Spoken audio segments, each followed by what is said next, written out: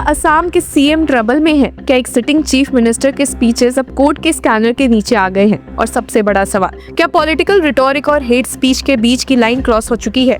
असम की पॉलिटिक्स में इस वक्त टेम्परेचर काफी हाई है, क्योंकि गुवाहाटी हाई कोर्ट के सामने असम के चीफ मिनिस्टर हिमंता बिस्वा शर्मा से जुड़ी वो पिटिशंस आई है जो उनके अलेज्ड रिपीटेड हेट स्पीचेस के खिलाफ एक्शन की मांग कर रही है। तो कोर्ट का मूड क्या था? Bench of chief justice Ashutosh Kumar and justice Arun Dev Chaudhary ने मैटर को डिटेल में सुना और एक रिमार्क दिया जो सबसे ज्यादा हेडलाइंस बन रहा है। वो ये था कि the speeches cited did show a fissiparous tendency. A fissiparous tendency का मतलब क्या है? सिंपल वर्ड्स में अ टेंडेंसी टू डिवाइड। मतलब कोर्ट को प्राइमा फेसाई लगा कि जो स्टेटमेंट्स दिखाए गए उनमें डिवीजन क्रिएट करने की पोटेंशियल नजर आ रही है। अब पिटिशनर्स का कहना क्या है? सीनियर एडवोकेट अभिषेक मनु सिंघवी ने आर्ग्यूमेंट्स शुरू करते हुए कहा, it is sad to say but a constitutional authority in the state has acted repetitively, habitually, consistently and continuously by using words of a vituperative campaign of hate. अब ये line काफी heavy है। एक isolated speech नहीं दी गई बल्कि एक pattern का एलिगेशन है। सीनियर एडवोकेट सिंघवी ने कोर्ट को याद दिलाया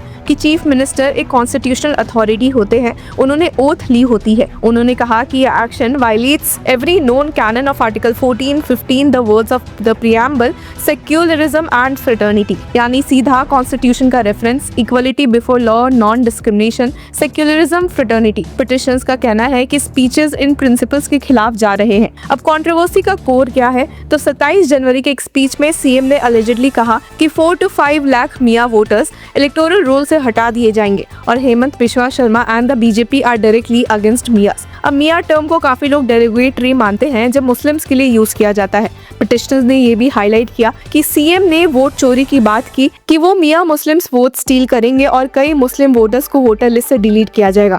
सीनियर एडवोकेट सीयू सिंह ने कोर्ट में आर्ग्यू किया कि ये सिर्फ पॉलिटिकल स्पीच नहीं बल्कि डॉग विस्लिंग है, यानी ऐसी लैंग्वेज जो सुपरफिशियली कुछ और लगती है लेकिन एक स्पेसिफिक ऑडियंस को एक कम्युनल मैसेज भेजती है। कोर्ट ने इस पर एक इंटरेस्टिंग ऑब्जर्वेशन दिया कि what vote chori, why we call it chori, we want to steal votes, these appears to be blusters, there is a fissiparous tendency it appears from what you are showing. यानी court ने कहा कि कुछ statements bluster लग सकते हैं, यानी political exaggeration, लेकिन जो मटेरियल दिखाया गया है उसमें डिवीजन की टेंडेंसी नजर आ रही है। और अब सबसे कंट्रोवर्शियल एपिसोड, 7 फरवरी का एक वीडियो जो बीजेपी असम यूनिट के हैंडल से शेयर हुआ। वीडियो में अलेजिडली सीएम को एक गन के साथ दिखाया गया। क्रॉस हेयर्स में 2 मुस्लिम मेन के एनिमेटेड इमेजेस थे और टेक्स्ट ओवरले था कि point blank shot and no mercy.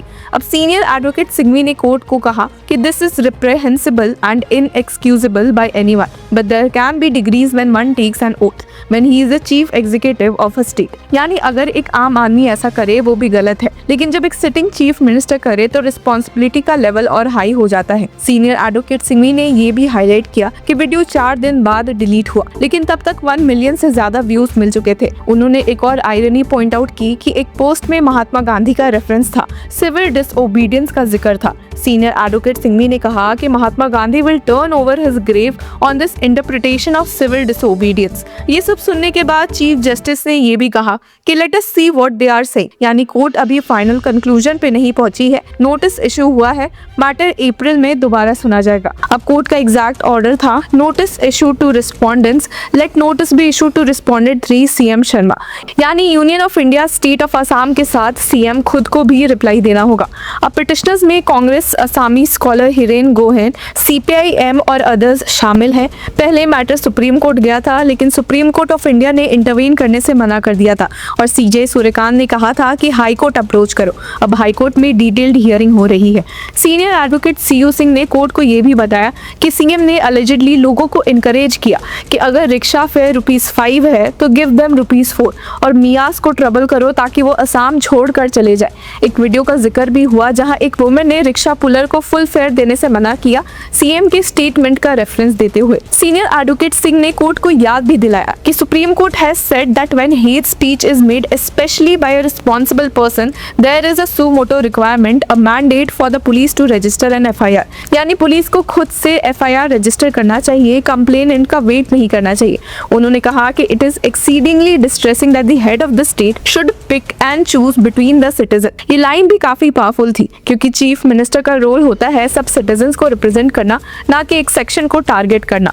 अब सीनियर काउंसिल मीनाक्षी अरोरा ने भी पैटर्न का आर्ग्यूमेंट रिपीट किया, कहा कि there is a consistent pattern, this is not something that is happening only in the middle of elections. यानी ये सिर्फ इलेक्शन टाइम रिटोरिक नहीं है, बल्कि एक लॉन्ग टर्म पैटर्न का एलिगेशन है। उन्होंने जुलाई 16, 2023 का स्टेटमेंट साइट किया, जहां सीएम ने अलिजिडली वेजिटेबल प्राइसेस के राइज का ब्लेम मियाज पर डाला। कहा कि एज हेड और CM of state he can not make such remarks which can lead to a law and order issue. एक और एलिगेशन ये है कि सीएम ने कहा कि मुस्लिम पॉपुलेशन असम में 12% से बढ़कर 40% हो गई है। सीनियर काउंसिल अरोरा ने आर्ग्यू किया कि these statements are not supported by any statistics, they are made only to incite people. If these statements are not if they are not inciting people, what else? उन्होंने एक और example दिया जहां CM ने allegedly students को एक particular educational institution में ना जाने की सलाह दी, क्योंकि उसका ओरिजिन बंगाली मुस्लिम कम्युनिटी से था और फ्लड्स को उस इंस्टीट्यूशन से लिंक किया। सीनियर काउंसिल अरोरा ने पॉइंट क्वेश्चन पूछा, how does a flood stop if students go or do not go to a college? अब पॉलिटिकल कॉन्टेक्स्ट क्या है? असम में आइडेंटिटी पॉलिटिक्स हिस्टोरिकली सेंसिटिव रही है। NRC, citizenship debates, demographic changes, सब इश्यूज ऑलरेडी चार्ज्ड है। ऐसे में जब एक चीफ मिनिस्टर अलिजिडली डायरेक्टली एक कम्युनिटी को टारगेट करे तो इम्पैक्ट सिर्फ लीगल नहीं सोशल भी होता है। लेकिन दूसरी साइड क्या कह रही है? फिलहाल कोर्ट ने सिर्फ नोटिस इशू किया है, कोई फाइनल फाइंडिंग नहीं है। सीएम का डिटेल रिस्पॉन्स अभी आना बाकी है। पॉलिटिकल सपोर्टर्स ये आर्ग्यू कर सकते हैं कि ये स्ट्रॉन्ग लैंग्वेज गवर्नेंस के इश्यूज पर है, illegal immigration, voter list purification, demographic concerns, और ये फ्रीडम ऑफ स्पीच का पार्ट है। तो लीगल सवाल ये है कि क्या ये स्पीचेस आर्टिकल 19 सबसेक्शन 1A के प्रोटेक्शन में आती है या फिर 19 सबसेक्शन 2 के reasonable restrictions, public order, incitement to offence के अंदर फॉल करती है।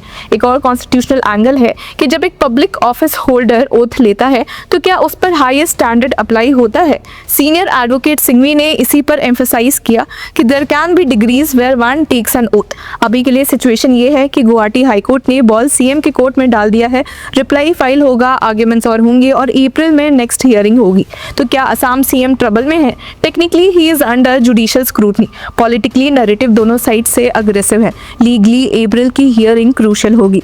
तो व्यूअर्स, इस पूरे मुद्दे पर आपकी क्या राय है? Do let us know in the comment section. Until then keep following law चक्र।